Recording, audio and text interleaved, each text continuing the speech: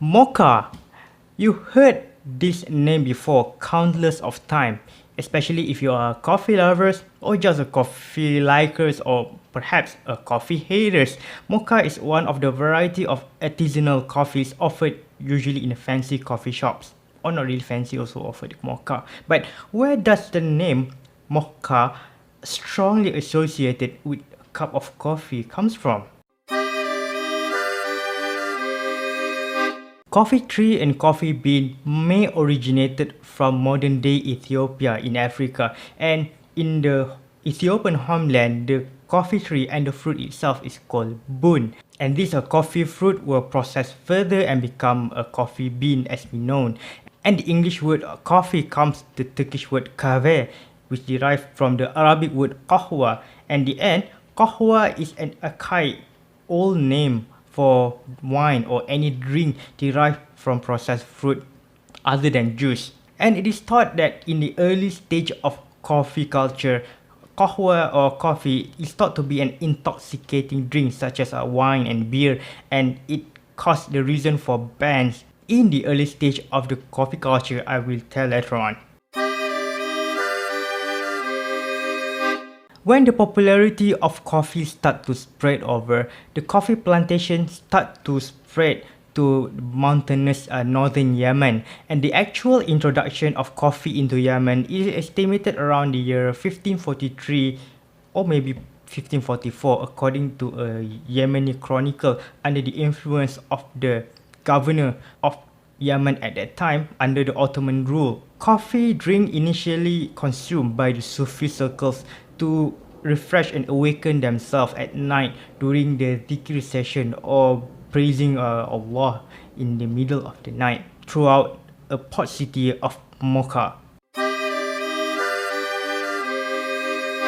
Mocha, or in Arabic Al-Makha, is a port town located in the southwest of Yemen. It is strategically located near a narrow strait of Bab al-Mandab, which is the entrance of the Red Sea from the Indian Ocean. As such, Mocha is located at the choke point between the trade routes between Europe, Arabian Peninsula, and India, and far away to the east. As a result, the port town of Mocha prospered by the coffee trade. Roads between Yemeni mountains where the coffee trees were grown met at Mocha. And one of the positive impact of coffee culture is that coffee trade rejuvenated the ancient trade route between Red Sea and the Mediterranean from the 60th until the 80th century, because the spice trade route, which had been traditionally passed through the Red Sea, has been taken over by the Portuguese and Dutch since the early 60th century by simply sailing around Africa bypassing Arabian Peninsula. According to a Portuguese traveller, Jeronimo Lobo, which visited Yemen in 1625, written, quote, Mocha was formerly of limited reputation and trade, but since the Turkish assumption of power throughout Arabia, it has become a major city of the territory under Turkish domination. Coffee drinking during the 60th until the 18th century doesn't seem like fun like today, maybe like for the leisure and for awaken. In fact, coffee used to be banned in both Islamic Ottoman Empire and also in Christian European kingdoms for much of a peculiar reason. According to a historian, John Crawford, in year 1852, the legality of coffee is questioned because of the mistaken the word of qahwa as being as narcotic, that which was anti-narcotic, and people who are drink coffee at that time were beaten, and but the time passed and coffee has ever since become legitimate. First story.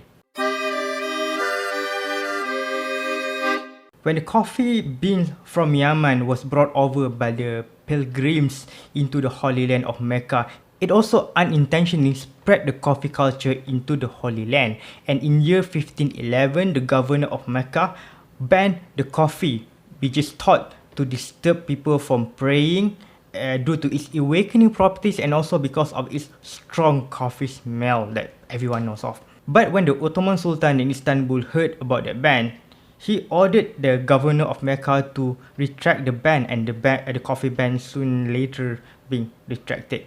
But about 20 years later, in 1532, the prestigious Islamic University of Al-Azhar has issued a decree that banned the coffee drinking, which caused an uproar among the coffee lovers, coffee junkers throughout the city of Cairo.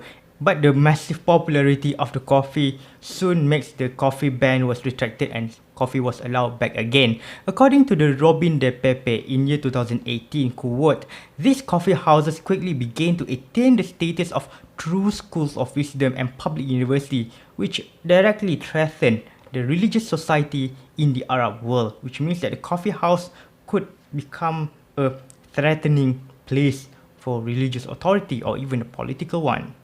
And soon the coffee bean trailed up north to Istanbul, where the first coffee shop was opened in 1554 by a merchant from Aleppo. And people linger to these coffee shops to meet friends, playing some chess or even read some books. And all of these social activities can be afforded by quite a number of people for a price of cup of coffee or two. Meanwhile, at the same time, the imam, the mosque, and also some of the pious people lamented that people frequented more to the coffee house than mosque. Thus, in year 1622, Sultan Murad IV banned the coffee and treated the coffee drinkers as addictive as alcohol, such as wine and beer. And whoever being caught drinking coffee in Istanbul was simply sentenced to death by tying it up, put it in the sack was closed, and then the perpetrators were thrown away into the Bosphorus. Despite the gruesome punishment of drinking coffee, coffee continued to be traded and drank as it was a contraband, which is yes at that time, particularly on the Sufi movement members who popularized coffee in the Islamic world in the first place. And a few years later, coffee ban was later retracted also, and the coffee drinks was widespread in Istanbul. As a result, the coffee houses sprang towards the Ottoman empires, and it is one of the very few places in the public where all men, only men, could meet each other regardless of social status, religion, and occupation, which is the very few other places can offer. Meanwhile, in the Christian world, coffee was at first banned due to be stopped because it's grown by the Muslim people, so it's such called Satan's drink. One popular myth in the year 1600, when the Pope Clement VIII want to try this Satan drink because so many people drink it and cannot get escape from it, he tried by himself purposely and say, quote, why, the Satan drink is so delicious that it will be a pity to let the infidels have exclusive use of it. And such, the coffee culture also spread over throughout the Europe and sparked the coffee craze. Even with the papal approval, some of the kings in European kingdoms also outbanned coffee. For example, in Sweden, in year 1746, the King Gustav III banned coffee, and whoever drink the coffee was punishable by death. And even there is one experiment that the King Gustav III ordered a twin convicted on the death row to drink coffee and tea, which means two people. One drink coffee and one drink tea. Who will die first? And it interrupted neither of those. In fact, the doctor who prescribed the coffee to this twin prisoner died before them. And even the King Gustav III was assassinated in the year 1792, and making these twin coffee tea drinkers outlast both the doctors who gave them coffee and tea and also the king who punished them in the first place. And the coffee ban also is being imposed in the state of Prussia in the modern day Germany. Quoting from the William Harrison Ucker's book All About Coffee, in the year 1777, Frederick the Great has issued this decree. It is disgusting to know that the increase in the quantity of coffee used by my subjects, an amount of money that goes out of a country is in consequence. Everybody uses coffee. If possible, this must be prevented. My people must drink beer. His Majesty was brought out on beer, and so were his ancestors and his officers. Many battles have been fought and won by soldiers nourished on beer, and the king does not believe that the coffee-drinking soldiers can be depended upon to endure hardship or to beat his enemies in case of the occurrence of another war. However the jolly it is, something good will become to an end. Because of the high demands of coffee in Europe after all this ban has been retracted, triggered the need of the new coffee producing areas, thus securing Europe's own coffee supply and less reliant on coffee supply from the port of Mocha. The new coffee plantation was opened in the island of Java, in Brazil, Colombia, and also in Caribbean, which were the European colonial possessions. As a result, the price of coffee plummeted due to the lower production costs and also the direct logistic by the corporation we are often chartered. For example, VOC, Dutch Indies Company, and also the English Indies Company. Meanwhile, the trade route between the Red Sea and the Mediterranean was disrupted by the Napoleon invasion of Egypt in the year 1798, which caused fear and disruption on the trade route, and the Napoleon invasion really hit port of Mocha really hard. As such, in the turn of the 19th century, Mocha port is no longer an important port after the fall of the coffee price in the late 18th century.